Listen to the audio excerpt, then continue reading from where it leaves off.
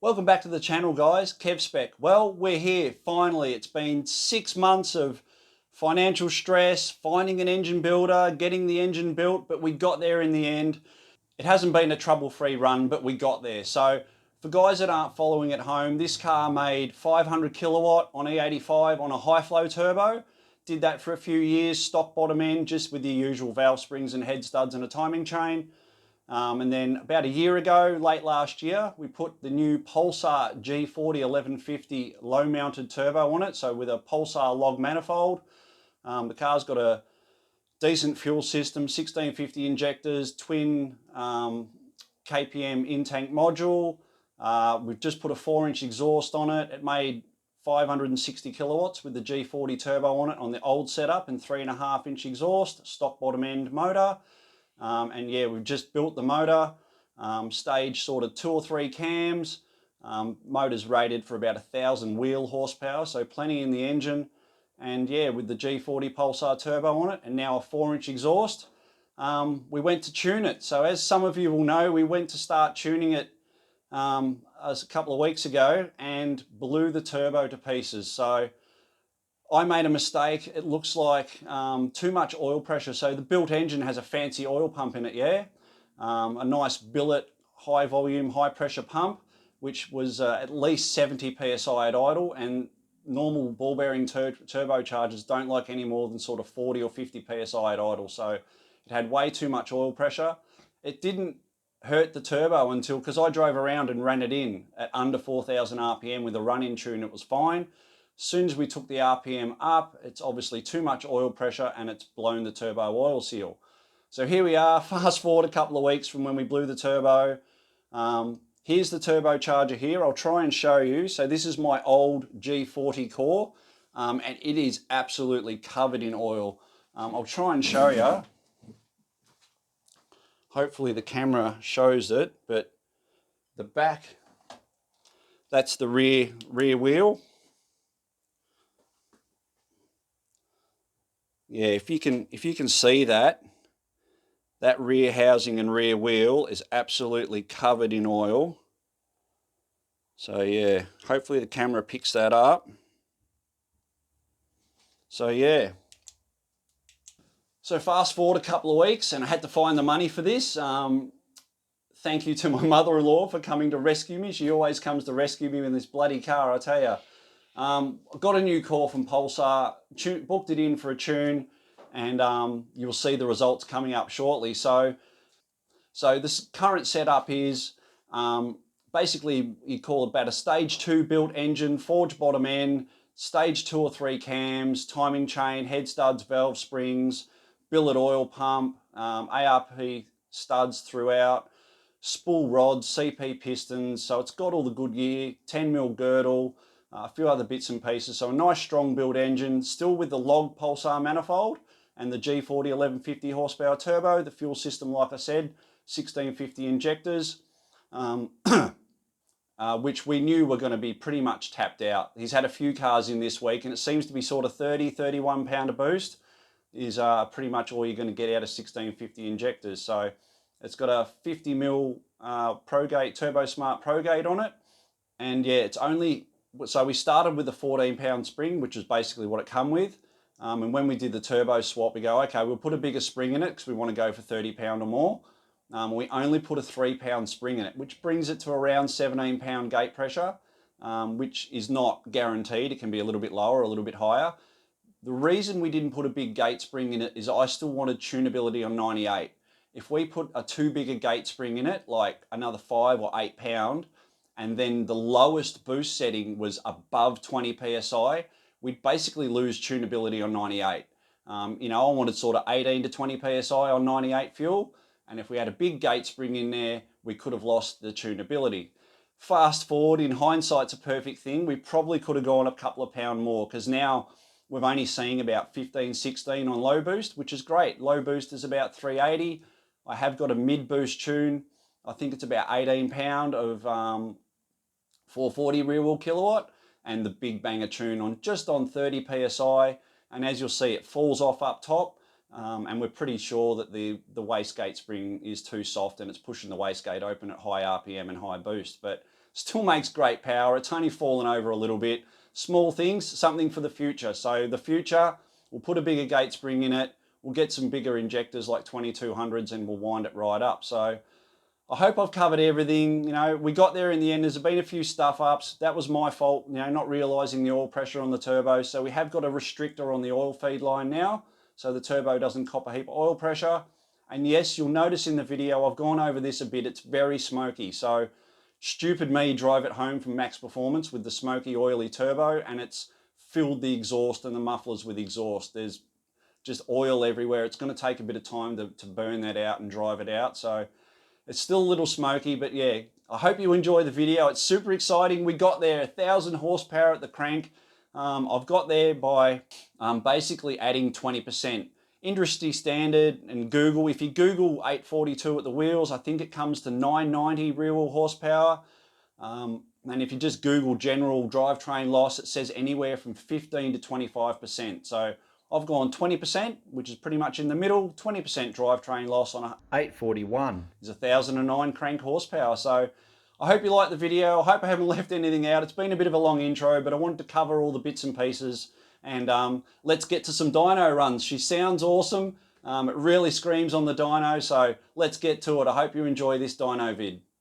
Alrighty guys, here we are. We're at Maxx Performance. We've fitted the turbo. Everything's looking good. Let's wind this sucker up. How much boost got, Kev? Yes. This is it. We're going to start to run it up. It's still blowing a bit of smoke.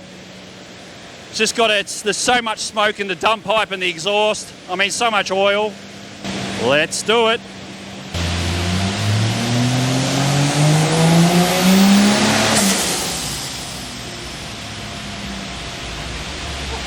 So that was a little bit too much to start with, I think.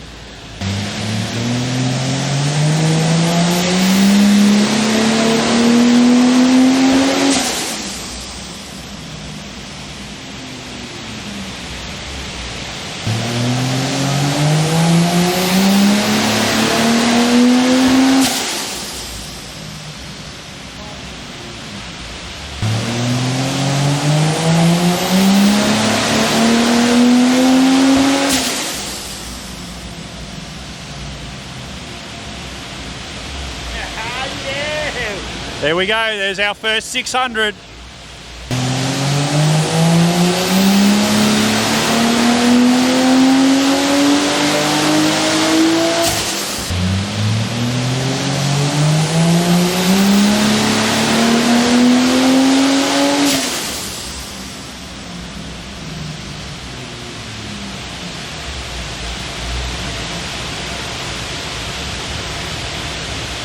That's another 600 run.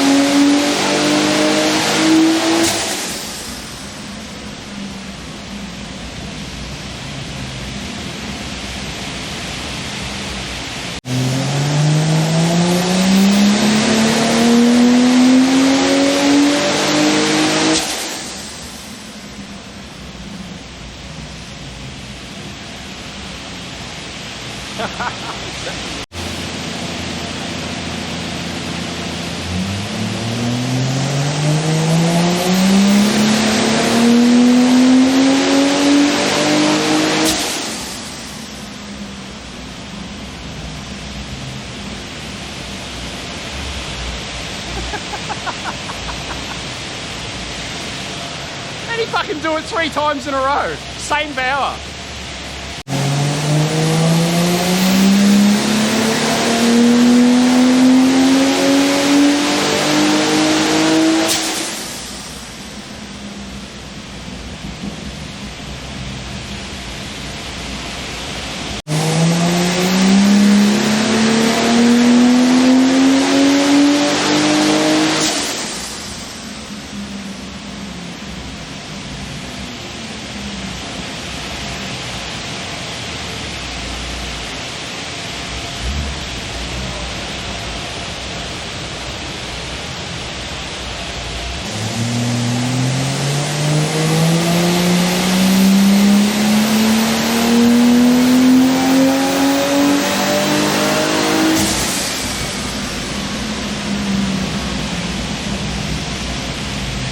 Doing the low boost. Hey? Yeah, I'm happy with that. What was the boost? It's only like 15 or something. There we go, guys. That's the final result. Just on 30, pretty much 30 pound of boost. Fuel's beautiful, nice curve. Very happy. Alrighty, guys, that's it. Final tuning. I am bloody stoked. We made it. We're pretty much there. Look, I was adding 10% or subtracting 10% drivetrain loss. If you add, and the guys here and a few other people have been saying as much as 20 to 25%. So if we go 20% on 841, puts us just over 1,000 horsepower. We've done it. We've got 1,000 horsepower Barra. You can argue with me all you want, but I'm happy. The guys here have done an amazing job. Massive thanks to everyone behind me, Next Gen, Maxx Performance, TURBOSMART, Martini Racing Products, Mace Engineering, Grease Monkey AUTOWERX, all these people, my mates, my family, my mother-in-law that lent me money to get this bloody car fixed. Thank you to everyone. I appreciate everything. We just need bigger injectors and we can wind her up some more one day, but for now, I'm freaking stoked. I hope you like that video. We got there eventually. She's still a bit smoky, you'll notice in the video, but the exhaust has got a gut full of oil in it. The mufflers have got a gut full of oil. It's going to take some driving to flush that out, but we got there, guys. 1,000 horsepower Barra, and I'm stoked.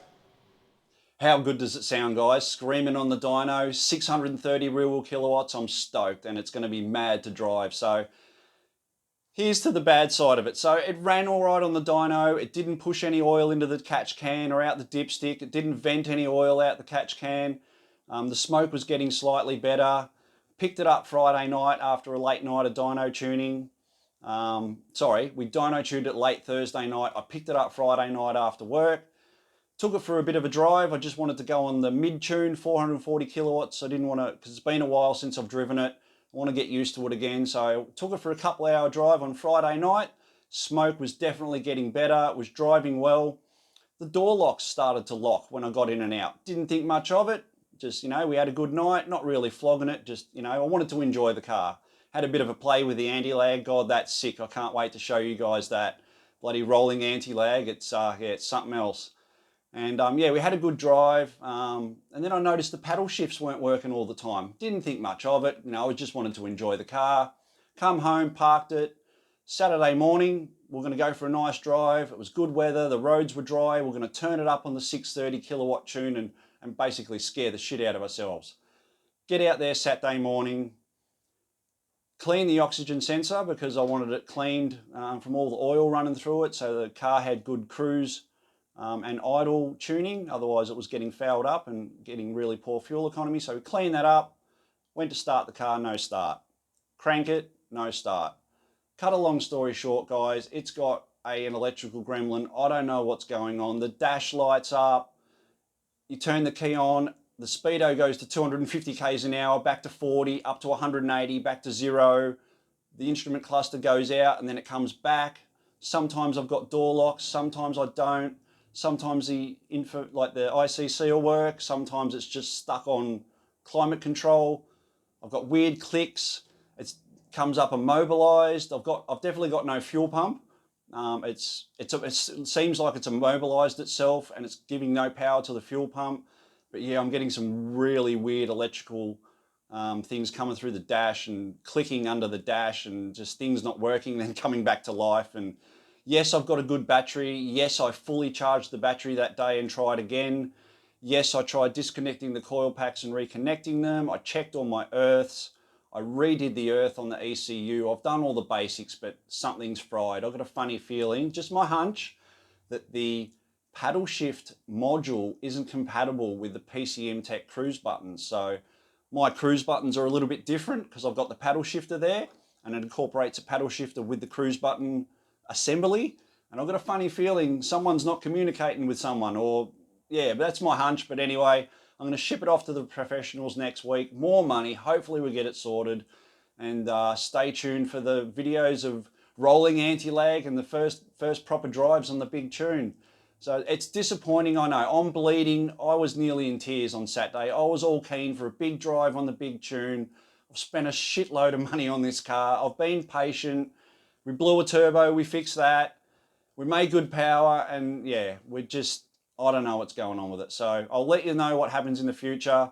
One of the things you might have noticed in the video is it was blowing off cooler pipes regularly. Well, that was down to poor design and a little bit of, we won't go over why this is like it is, but this got modified when we put the new G40 turbo in. We modified and shortened this, and that means the bead on the end, you know, the bead roll that stops the pipe blowing off, we lost that. So we put a few welds on it, but it's basically dog shit and it doesn't work and the pipe just keeps blowing off. So Kev made himself a new intercooler pipe. How sick is that? Come up bloody mint. Just had to have a bit of a tweak on the end of it to go to the intercooler silicon hose down near the radiator. That side goes to the turbo, but yeah, it fits beautiful. It came up really nice. I'll give it a coat of black paint, so that should stop the intercooler pipe blowing off all the time. I think that's about it. I think I've covered everything, guys. Like I said, I'm bleeding. I just want to drive my car. It'll happen. I'll let you know what happens next week when it goes to the auto electrician. Hopefully it's not going to cost me an arm and a leg, but she made good power. We did it, 1,000 horsepower. I'm bloody stoked. I hope you like the video. It sounds bloody awesome. Yes, I'm going to do an exhaust vid. There'll be plenty of, you know, driving the car and screaming on the streets coming up soon, within reason, obviously, legally. So there'll be good footage coming. I hope you like the video. Sorry it's a bit dragged out. I tried to cover everything and remember everything. If you've got any questions, chuck them in the comments. I'll try and answer them the best I can. But for now, that's it. Don't forget to give it a like and subscribe. Thanks for watching.